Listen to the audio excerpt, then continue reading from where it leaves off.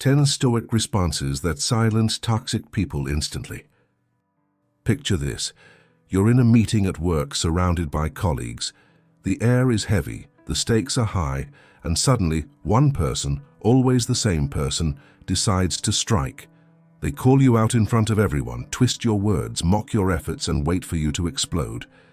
The room goes silent, not because of what was said, but because everyone is waiting for the drama that will follow. They want to see if you'll defend yourself, lash out, or crumble under pressure. That toxic person is feeding on the possibility of your reaction. Now shift the scene. It's not work, it's family. You're at a gathering, and the relative who always criticizes you starts again. They dig into your choices, make jokes at your expense, and disguise their hostility as just being honest. Everyone laughs nervously while you burn inside.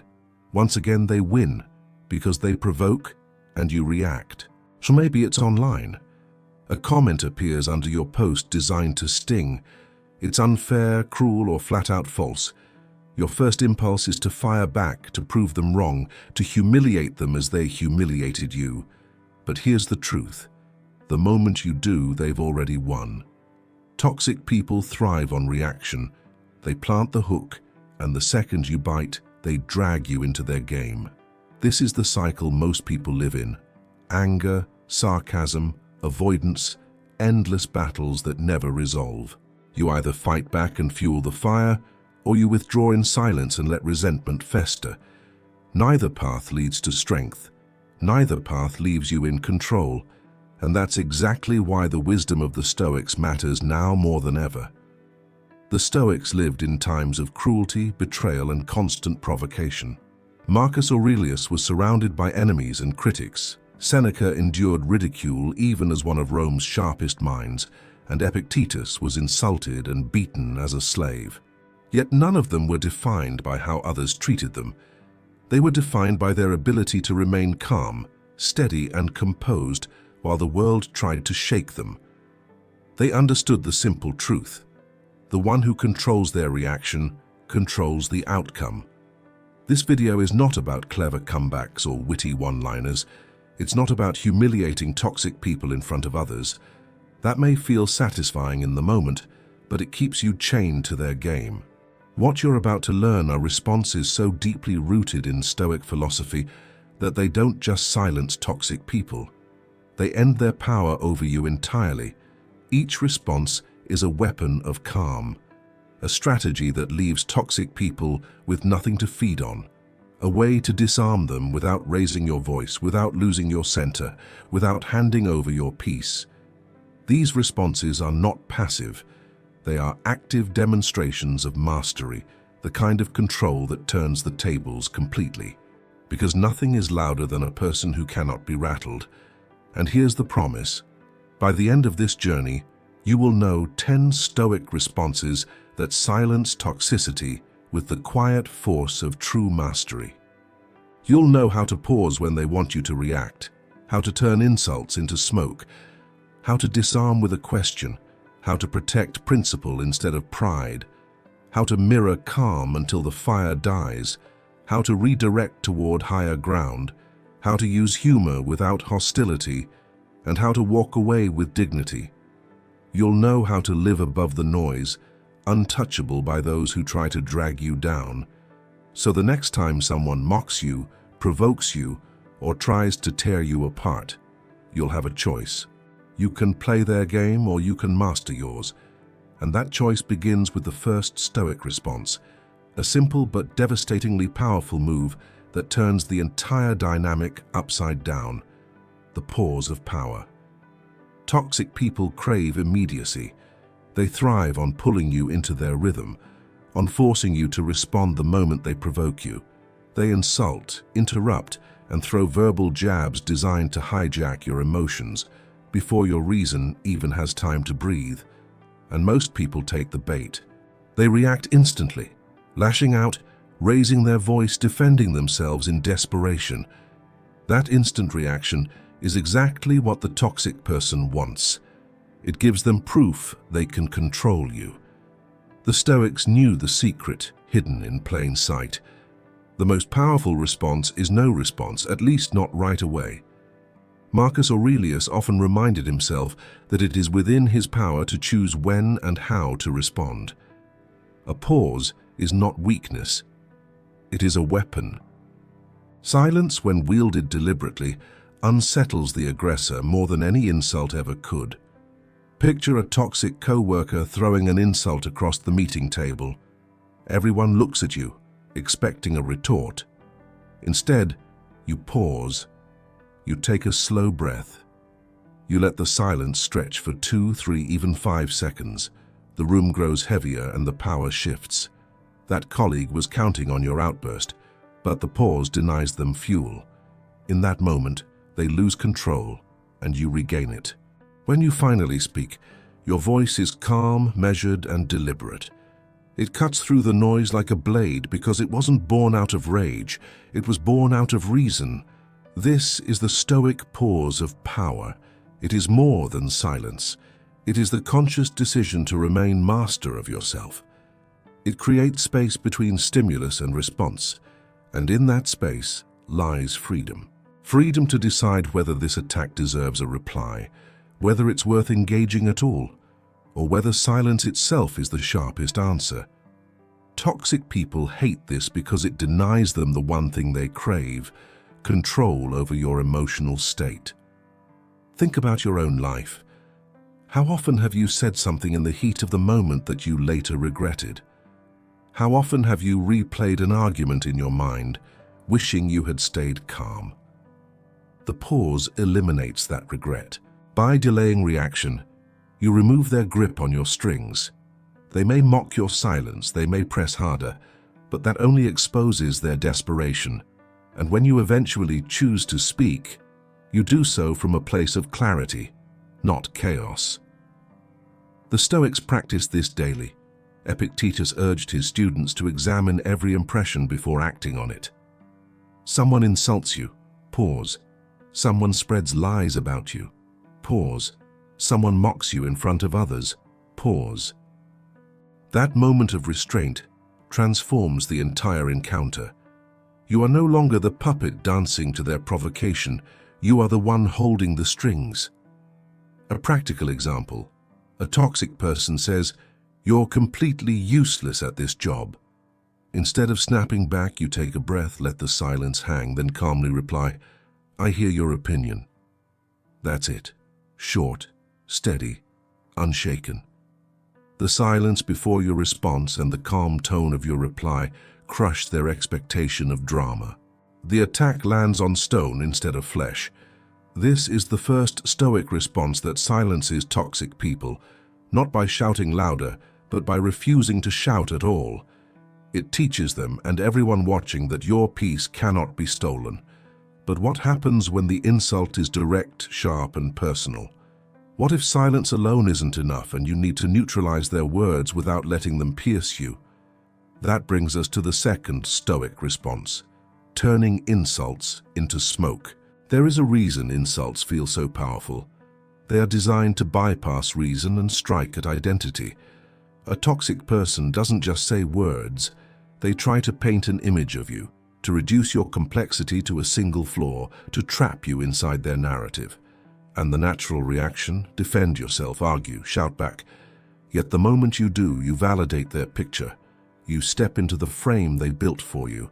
The Stoics saw through this illusion. Epictetus said, "If someone speaks ill of you, remember they speak not of you, but of what they imagine you to be." An insult, then, is nothing more than smoke, visible, irritating, but without substance. And like smoke, it only chokes you if you chase it. If you let it drift past, it loses all power. Picture this. A co-worker sneers, "You're incompetent." Most people would argue, list their achievements, or attack back.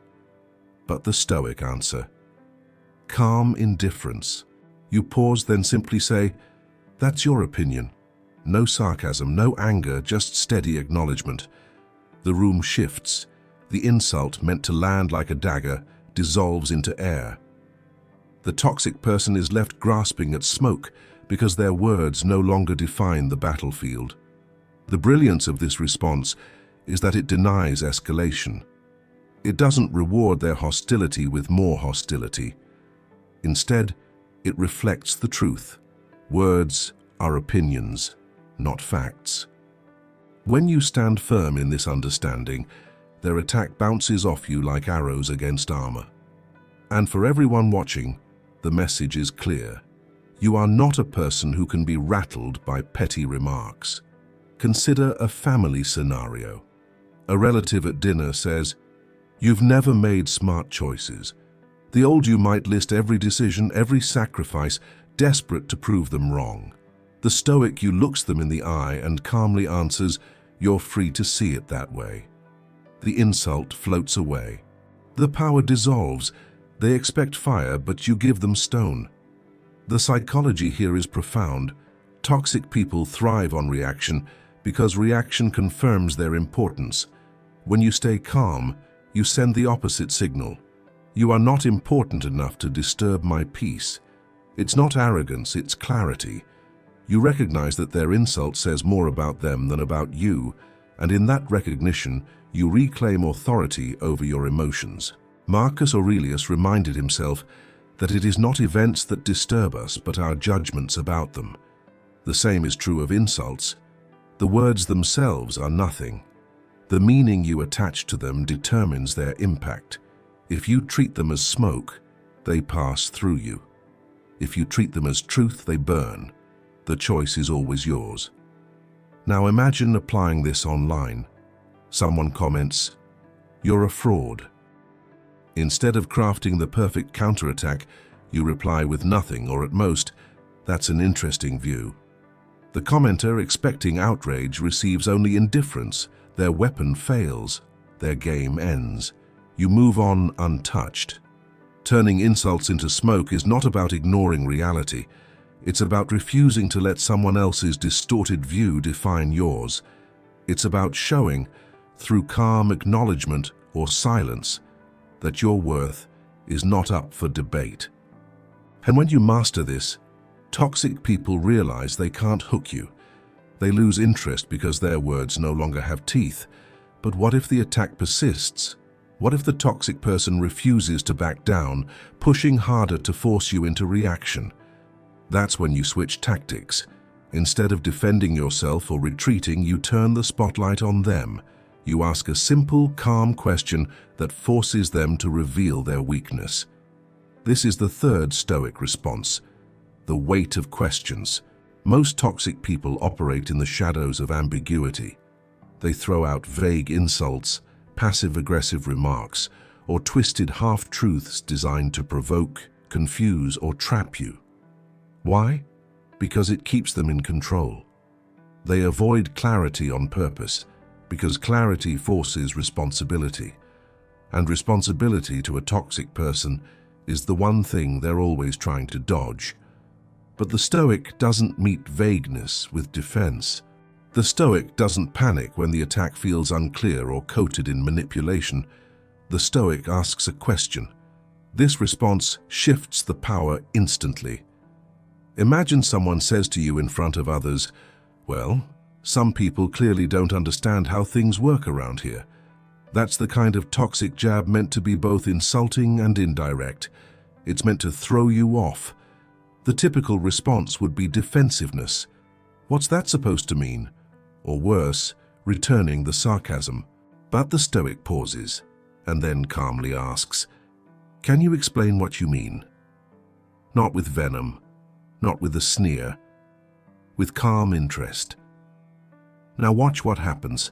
The toxic person is forced to do something they hate, be specific, to explain their intent, to bring clarity to their words, and in doing so they expose their motives. If they try to backpedal, they look weak. If they double down, they lose subtlety. Either way, they lose the upper hand. The air changes, and everyone watching sees that you're not the one on trial anymore, they are. This is the power of Socratic calm. Socrates, though not a Stoic himself, influenced Stoic thinkers profoundly with his method.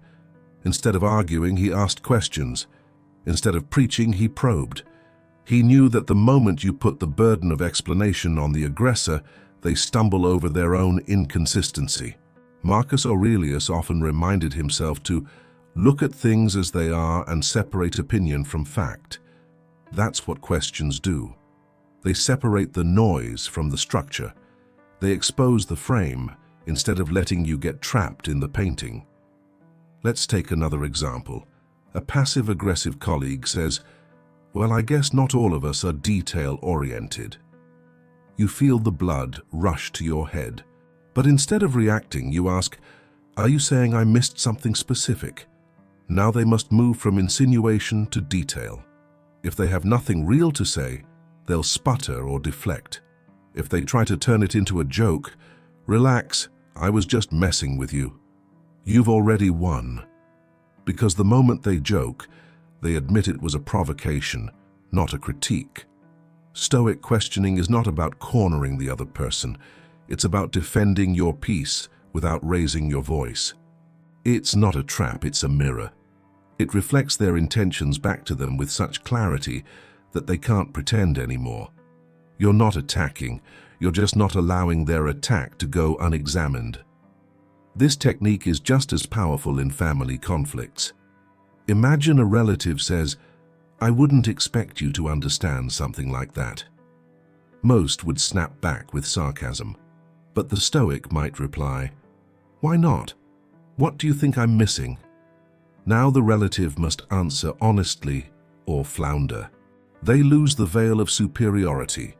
You haven't insulted them, raised your voice, or even broken a sweat. You've just calmly asked for clarity, and in doing so, shifted the entire dynamic.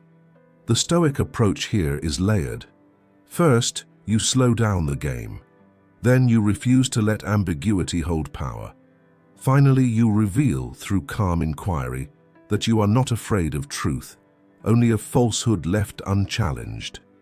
This disarms toxic people faster than argument. Why? Because argument gives them what they want, drama.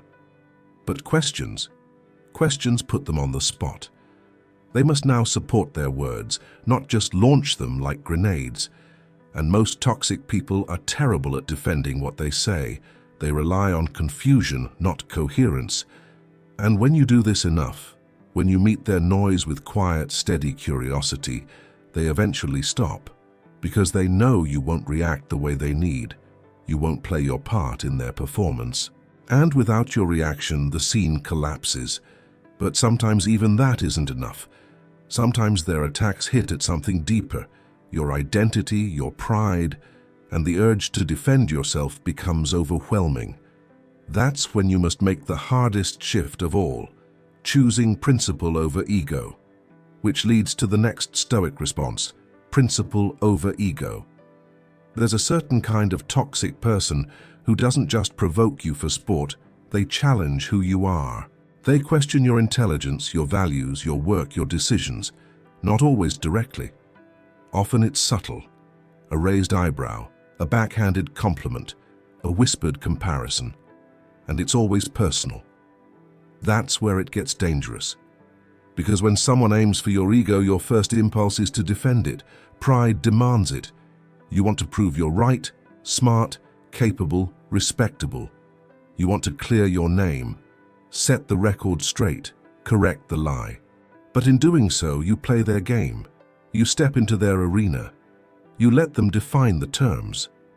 And just like that, you lose, not because you were wrong, but because you let your ego make the decision for you.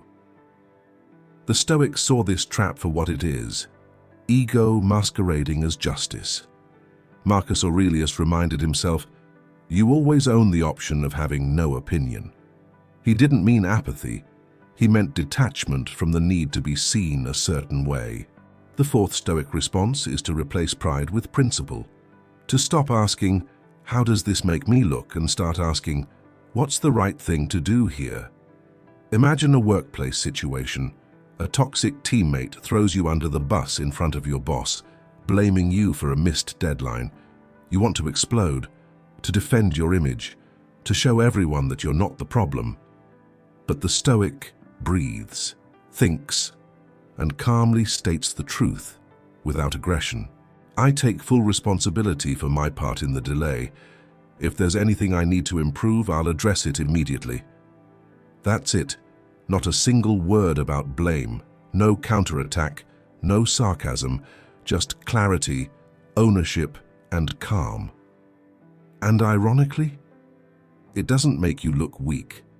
It makes you look untouchable. The toxic person wanted a war. You gave them a mirror instead. Here's the subtle beauty of this response. It changes the entire rhythm of the conversation. When you protect your principles, honesty, humility, accountability, you don't need to protect your image, because your image takes care of itself. In family conflict, this becomes even more powerful. Let's say a sibling says, "You've always been the selfish one." You could argue, bring up the past, try to reframe the narrative. Or you could pause and say, "I know I haven't always gotten everything right, but I'm trying to show up better now." That reply isn't for them, it's for you. Because the goal is no longer to win. The goal is to walk away knowing you didn't betray your values just to prove a point. Ego screams, "Don't let them talk to you like that." Principle whispers, "Let them talk. Just don't become like them." Seneca warned, "It is not the man who has too little, but the man who craves more that is poor." The same is true for validation. The person who needs to be seen as strong, smart, or right is always vulnerable, because anyone can attack that need. But the Stoic who acts according to principle rather than pride becomes invincible, because they don't need the room to applaud. They only need to stay aligned with their character. This also gives you real power in tense conversations. When someone tries to bait you by twisting facts, misrepresenting you, or making things personal, and you refuse to defend your ego, you break their rhythm. They expect escalation. You give them elevation. A toxic person says, "You clearly don't understand how things work." The ego-driven reply, "Actually, I do. Let me explain." The Stoic reply, "Maybe not, but I'm here to learn and contribute." One response escalates the fire. The other smothers it with maturity. This doesn't mean you let people walk all over you. It means you choose your battles. You preserve your energy. You show strength by refusing to be dragged into small games. You let your consistency, not your defensiveness, prove who you are. And when you live this way long enough, people notice. They stop trying to pull you into gossip, conflict, drama. Not because you won the argument, but because you didn't need to. But what happens when your tone doesn't match theirs? What if they're shouting and you're calm? What if they're aggressive and you stay steady? That mismatch of energy can be even more powerful than your words. And that brings us to the next Stoic response, the calm mirror. A toxic person doesn't just want to insult you, they want to change your state. Their goal isn't to win an argument. Their goal is to pull you out of yourself, to make you react loudly, emotionally, irrationally. They shout so you'll shout back. They escalate so you'll escalate further. And the moment you mirror them, they've succeeded.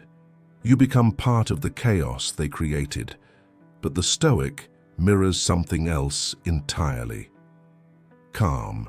This is the fifth Stoic response, to be a mirror of stillness. Not passive, not submissive, but composed. Intentional. A person who refuses to let external noise dictate internal peace. Picture this. You're being cornered in a hallway at work. A co-worker is ranting, loud, condescending. People are nearby pretending not to listen. You can feel the heat rising in your chest. This is a trap. They want a scene, but you don't raise your voice. You don't interrupt. You keep your body language open, your posture relaxed. And when you speak, your voice is slower and quieter than theirs. You lower the emotional temperature just by being there. This isn't theory, it's strategy. It shifts the power. They look like they're unraveling. You look like you're anchored. And in most cases, the contrast becomes impossible to ignore. Others see the truth, even if no one says a word. The Stoics believed in self-governance above all else. Marcus Aurelius wrote, "The best revenge is not to be like your enemy." He knew that when you match rage with rage, sarcasm with sarcasm, you become what you claim to oppose. But what if you did the opposite? What if their aggression was met with tranquility? What if their chaos hit the wall of your calm and went no further? That's the mirror. This technique is especially powerful in personal relationships. When someone close to you yells, partner, sibling, parent, it's easy to get swept up.